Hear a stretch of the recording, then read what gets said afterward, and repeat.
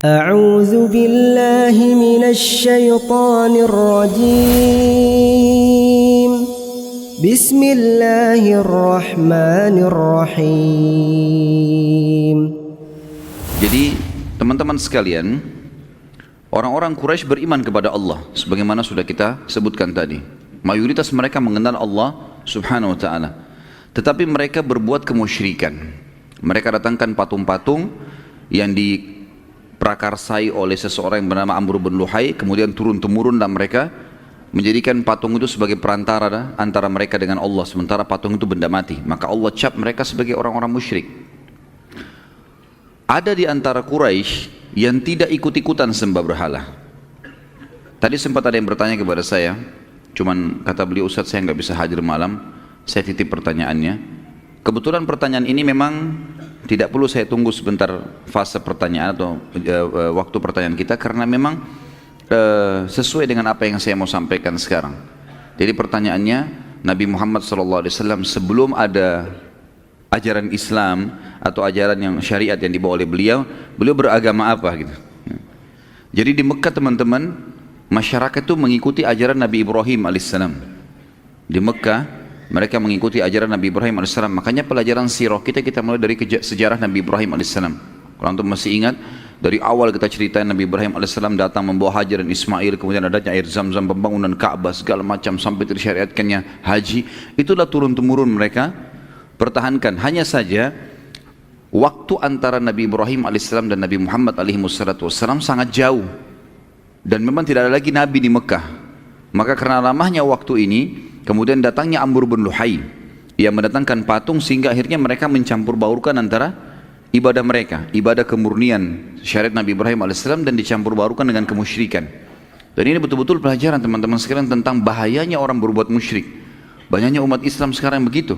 Mereka bilang dalam sholatnya, iyyaka na'budu wa iyyaka nasta'in, hanya kepadamu ya Allah kami menyembah, hanya kepadamu kami minta tolong. Lalu habis sholat pergi minta-minta di kuburan sebelah masjidnya. Baik, mana komitmen tadi kita mengatakan hanya kepadamu, hanya kepadamu? Ya kan? Orang soleh pun meninggal, sesoleh apapun mereka. Siapa yang lebih soleh daripada para nabi-nabi? Siapa yang lebih soleh daripada para sahabat, teman-teman sekalian? Jelas tidak ada. Tapi nabi-nabi tetap kita bacakan salawat kepada mereka kan? Permintaan tambahan rahmat.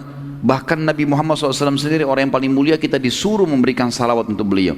Minta agar Allah tambahkan karunia rahmat, karunia dan rahmat yang luas gitu kan, kepada Nabi SAW. Begitu juga para nabi-nabi, begitu juga para sahabat. Tetap kita mengatakan radhiyallahu anhum, ridwanullahi alaihim. Kenapa kita doakan mereka? Karena memang orang sudah mati, memang begitu perintah agama, kita disuruh doakan gitu. Bukan kita yang datang minta-minta di kuburannya. Belum pernah teman-teman ada satu riwayat pun yang menjelaskan para sahabat ridwanullahi alaihim kalau waktu setelah Nabi SAW meninggal mereka datang minta-minta di kuburan Nabi. Enggak pernah seperti perilaku banyak umat Islam sekarang.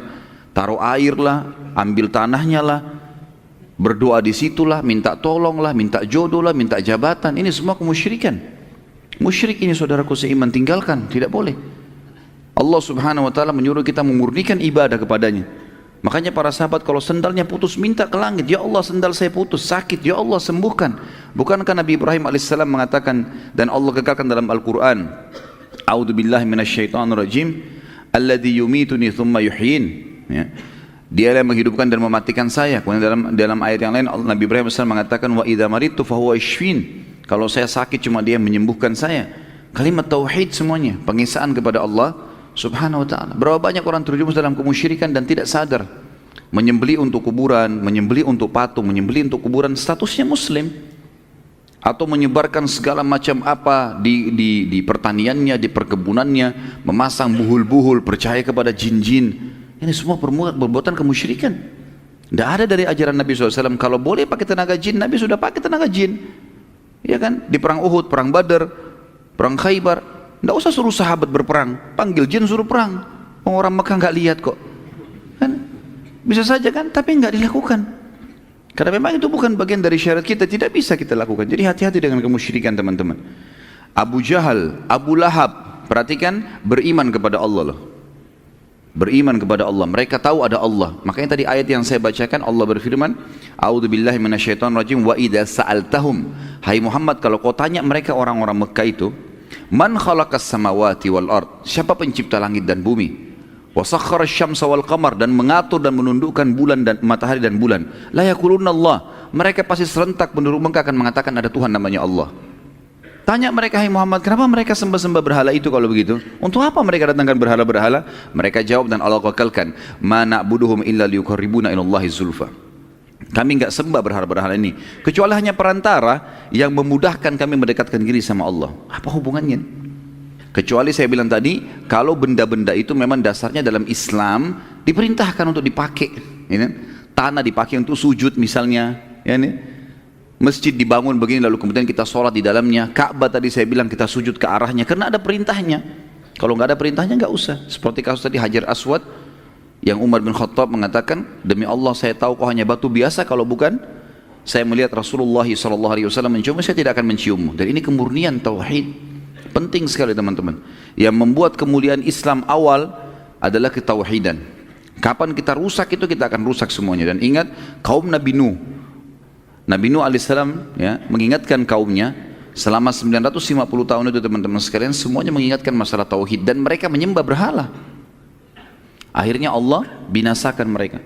Jadi ini harus digarisbawahi teman-teman sekalian. Baik, di antara tokoh-tokoh Mekah ada beberapa orang yang masyhur disebutkan di dalam buku-buku sejarah. Kenapa empat orang ya? Empat orang ini kenapa secara khusus disebutkan namanya? Karena empat orang ini mereka memang meninggal sebelum masa kenabian.